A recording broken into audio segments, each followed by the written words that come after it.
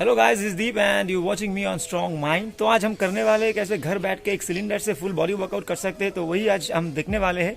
And before that I have to tell you guys, if you like my walk, if you think I deserve your support, just make sure you subscribe to my channel and show me your love and support.